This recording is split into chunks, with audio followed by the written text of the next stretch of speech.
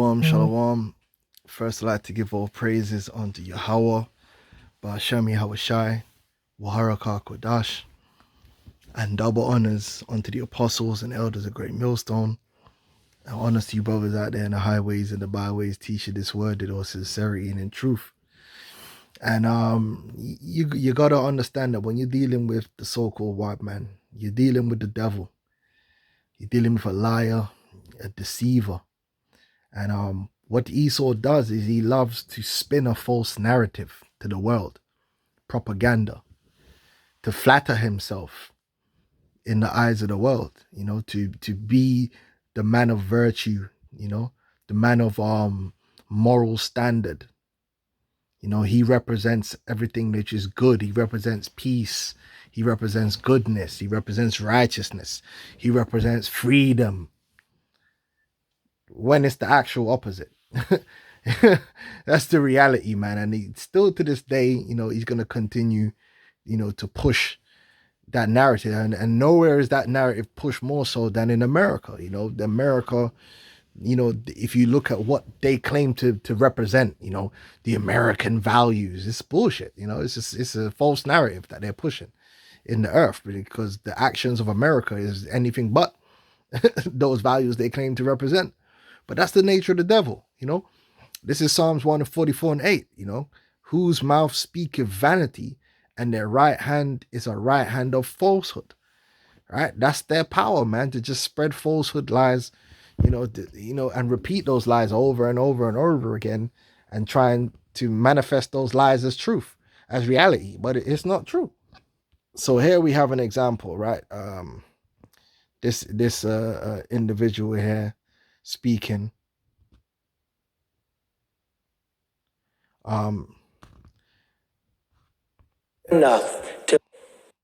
This is a guy, Kevin McCarthy, right? So you can see what he is really. He's out there. Believe in America. This is what we stand for. Let's listen to this devil. Peace without freedom is meaningless. Think for whatever that means. Like, freedom is just like a buzzword they throw out there. Peace without freedom is meaningless. No, it's not. Peace means peace, and it's a lack of war. Like, what are you talking about? Shut up, It's just these devils, man. Peace without freedom is meaningless. Think for one moment. It is human nature that we all crave peace, but we never attain it unless we have freedom. In every single war that America has fought, we have never asked for land afterwards, except for enough to bury the Americans who gave the ultimate sacrifice for that freedom we went in for. It's just this false narrative that the American military is God's army. They're an army of righteous warriors, and they're out there fighting for the babies and freedom and the poor and the sick and the maimed. And it's nice bullshit. The American military is out there enforcing an empire which is basically destroying the earth and oppressing the peoples of the planet for corporate greed. Right? The military industrial service complex. All right, the American military is a pawn of the banking elites to further their goals and their ideals. It's not there to represent righteousness or represent freedom. What kind of bullshit is this, man? That's what they're fighting for? Freedom? The freedom of the world. They're fighting to free the world. What the fuck, man? This is all bullshit. This is Captain America, Superman comic book bullshit. Fraud. Lies. All right? No, you're fighting in actual fact to further the evil rulership of the banking elites and the corporations and the governments that they control. Welcome.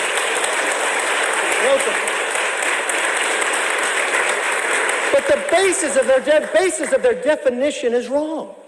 Intervention is not just military. You see, I believe the greatest strength of America is not the aircraft carriers. It's not the precision weapons. America is more than a country. America is an idea.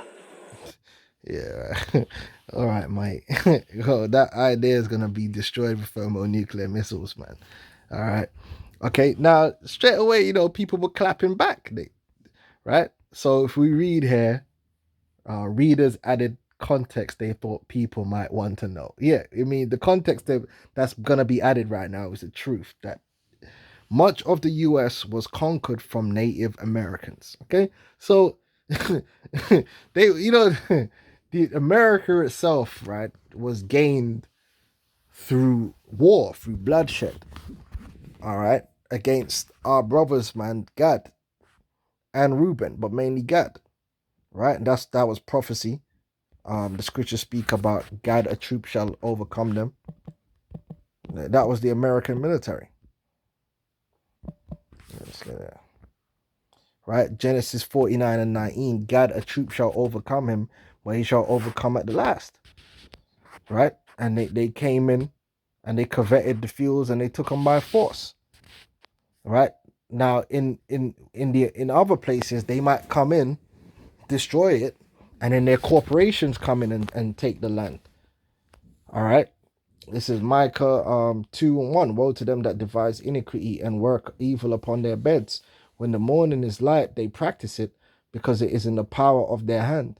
And they covet fields and take them by violence, and houses and take them away. So they oppress a man and his heritage, even a man and his heritage. In fact, what came to mind just now was the economic hitman, John Perkins. Now, this guy, John Perkins, he actually was involved in that world, and he wrote a book called The Economic Hitman, and he basically shows you how the American military is part of the system of domination. All right, so this economic hitmen have managed to create the world's first truly global empire, and it's basically a secret empire.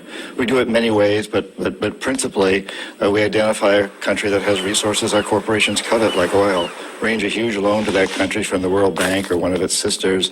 The money never actually goes to the country. It goes to our own corporations to build big infrastructure projects in that country that help a few very wealthy people, but don't benefit the majority of the people who are too poor to buy electricity or have cars to drive on the highways, and yet they're left holding a huge debt that they can't repay. So we go back at some point and say, you can't pay your debts. Give us a pound of flesh. Sell your oil real cheap to our oil companies. Vote with us on the next critical UN vote. Allow us to build a military base in your backyard. Something along these lines. And when we fail, the jackals go in and either overthrow or assassinate these leaders. And if the jackals fail, as they did in Iraq, then we send in the military. the American military is a tool. This guy's out here chatting wet. I don't think the failure is capitalism. I think it's a specific kind of capitalism that we've developed. We've created what I consider a mutant viral form of capitalism. And this mutant form of capitalism, which I think is really a predatory form of capitalism, has created an extremely unstable, unsustainable, unjust. Yeah, that was a point. You know what I mean? This guy, like, go talk to John Perkins, man. All right, but let's continue reading here. It says, in addition, the U.S. acquired numerous territories through conflict, including 1848, Mexico ceded 55% of its territory. 1898, Spain ceded Guam, Puerto Rico, and the Philippines. Right? 1899, American Samoa. All right? So these guys, man, are taking the piss. This guy, the American military is never known they have. Right? So what are you talking about? You're just trying to perpetuate this moral superiority, this false image of the so-called white men and their establishments as being good. All right, that's why they always have to talk about freedom. But these guys don't believe in freedom. And all of this, one of the main reasons they're allowed to do all this is because of that white Christ, that white Jesus. And it allows them to hide behind that and push these bullshit narratives like they're good people, man. Right? 2 Corinthians 11 and 13. For such are false apostles, deceitful workers, transforming themselves into the apostles of Hamashiach. And no marvel, for Satan himself is transformed into an angel of light. And that's what we've seen in the world. Here it is. We got the devil. Esau Edom is actually put himself forward as being the man of light, the man of righteousness, the man of moral standard and regard, who represents righteousness and goodness and freedom and hope and no, it's bullshit, man. All right. Therefore is no great thing if his ministers also be transformed as the ministers of righteousness, whose end shall be according to their works. Right?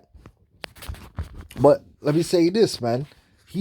Esau is being revealed. You see all that bullshit that Esau's pushed out, yeah, and that narrative that he keeps trying to spin, yeah. He's being revealed in these last days. Like the majority of the world is waking up to the actual fact that this man is plain and simple, really just the devil. And all of this bullshit that he spews, all this self-righteousness, all this flattery that he pushes out there, it really ain't working no more. The whole world straight away can see through it. That's why even on Twitter, straight away people are onto him. Like, hold on, this is some bullshit. Hold on, this is some bullshit, man. Like, what are you talking about? Freedom and all this bullshit. Shut up, man.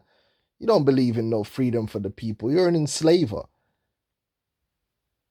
Okay? That's technically true that America never asked. What's this guy talking about, man?